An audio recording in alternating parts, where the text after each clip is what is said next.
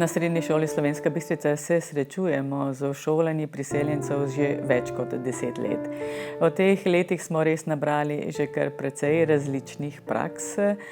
Še posebej v določenih generacijah, ko je bilo število teh priseljencev precejšnje že znotraj posameznih oddelkov, ne samo na nivoju šole.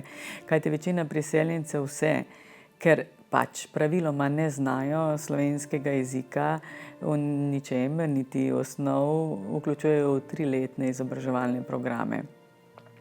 Veliko si pomagamo z javnimi delavci, kajti neformalna druženja so zelo pomembna, preden se dijaki soočijo z uporabo in zahtevnostjo njihovega tujega jezika, torej slovenščine skozi učne vsebine. Veliko pozornosti namenjamo medvrstniški podpori in seveda tutorstvo profesorjev. Vloga profesorjev je tu ključna. In seveda vključevanje v različne projekte, ki olajšajo šoli delo s priseljenci in tudi posredujejo razne dobre izkušnje in znanja iz tujine in seveda tudi domačih praks. Zaradi sodelovanja v projektu Soočanje z izzivi medkulturnega sobivanja ste lahko zaposlili tudi multiplikatorko. Ob začetku šolanja poskusimo priseljence čim bolj informirati o osnovnih relacijah na šoli in tudi v okolju. In o tem, čim večji meri seznanimo tudi starše. Nemalokrat potrebujemo za to kakšnega prevajalca, predvsem je to kak starejši dijak iz tega jezikovnega področja, ki že obvlada ta jezik. Zelo pomemben je prvi stik z oddelkom. Dijake pripravimo na prihod dijaka druge narodnosti, ki neredko pride tudi kasneje, ne ravno s 1. septembrom, ko se šolsko leto začne. Takrat je ta prilagoditev še posebej pomembna, ker se skupina zelo hitro strukturira. Potem pa v nadaljevanju jezikovna in učna podpora. Seveda je pa zdaj pomembno, kakšne metode in oblike se uporabljajo pri tem. Tu moram tudi pripomniti, da bi pričakovali in potrebovali večjo sistemsko podporo države. Projekt SIMS, ki sem ga prej omenila, je sicer naredil tu pomemben korak naprej. Za srednje šole smo dobili pravilnik, ki omogoča tudi ure za izvedbo začetnega tečaja slovenskega jezika. To se je izkazalo kot zelo dobra praksa, da je učenje torej jezika šole čim bolj intenzivno na začetku. S tem dobi neke te osnovne varnosti vsak priseljenec. Res pa je, da je proces učenja jezika skozi vsa leta šolanja praviloma.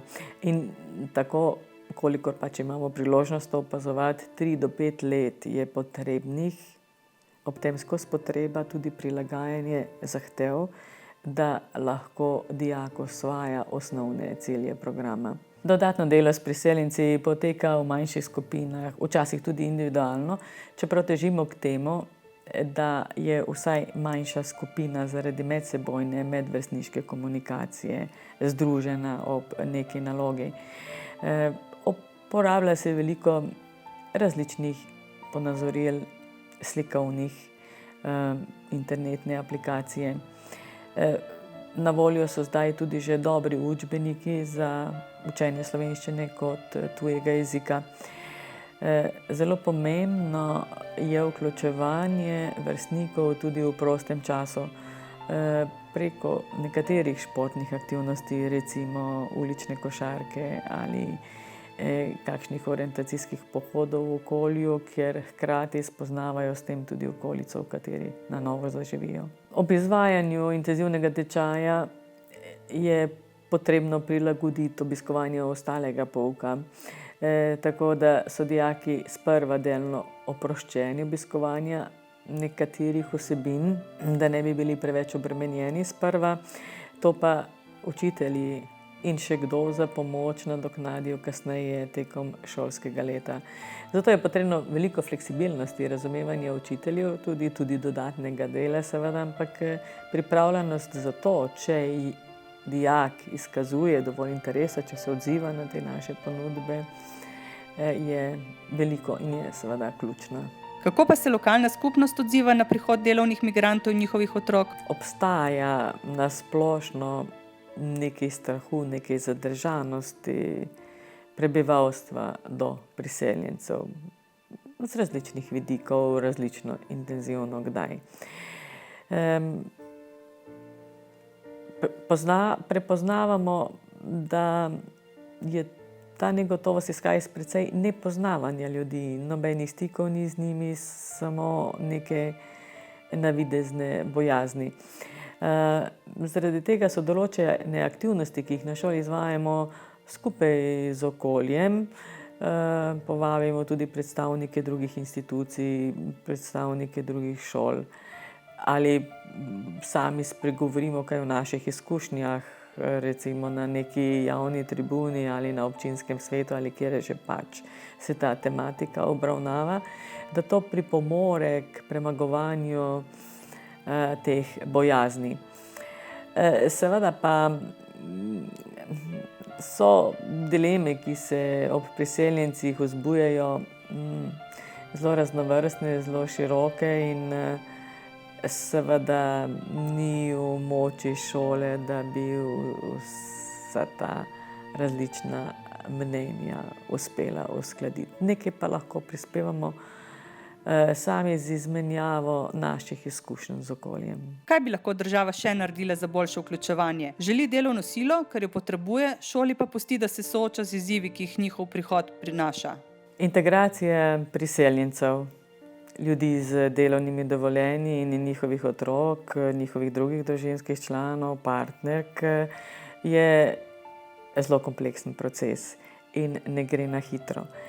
In za vsako državo se mi zdi zelo pomembno, seveda tudi za našo, za državo Slovenijo, da bi tu vzpostavila zelo jasna merila in kriterije, na kak način naj te stvari potekajo.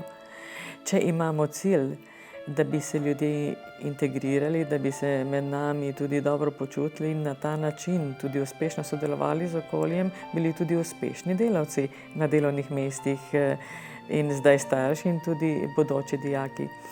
Zdi se mi, da tu nimamo zelo jasne politike, da želimo, da seveda dajemo dovoljenja, ker ljudi potrebujemo, ne naložimo pa nekih vstopnih obveznosti, staršem predvsem, teh dijakov, jaz pač o tej vlogi govorim zdaj, ki jih večina drugih držav prakticira, to je osnovno znanje jezika države, v katero prihajajo. Ali lahko šola s svojimi primeri dobrih praks pomaga skupnosti pri premagovanju strahov pred priseljenci? Ne glede na vse dileme, ki jih bo pač tako, kot jih mora vsaka družba razreševala v nekem času, je vloga šole pri integraciji otrok priseljencev zelo pomembna.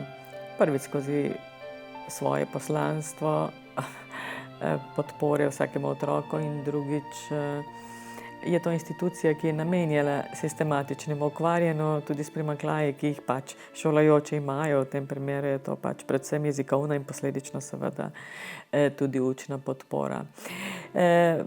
Moram reči, da se okolje precej zanima za te naše prakse, ne samo tu v srednji šoli, Slovenska Bistrica tudi na osnovnih šolah in se pravzaprav na naša prizadevanja pa pozitivno odziva kljub nekaterim pomislekom sicer. Vidijo, da nam uspeva, da se mnogi otroci priseljenci prilagodijo, da se uspešno šolajo naprej. Mnogi se seveda že zaposlujejo in jih srečujejo v trgovinah ali v kakšnih drugih storitvenih dejavnostih in to precej zmanjšuje napetosti, ki v nekaterih okoljih vendarle obstajajo. Ampak mislim, da ne samo zaradi nekih nehumanih pogledov na ljudi, malo tudi zaradi nekih širših bojazni, predvsem zaradi nesistematičnosti in to, kar sem pač že govorila prej. Je pa res, da se vsi ljudje zavedamo, ne, da migracije, preseljevanja so bila v preteklosti, da bodo tudi v prihodnosti.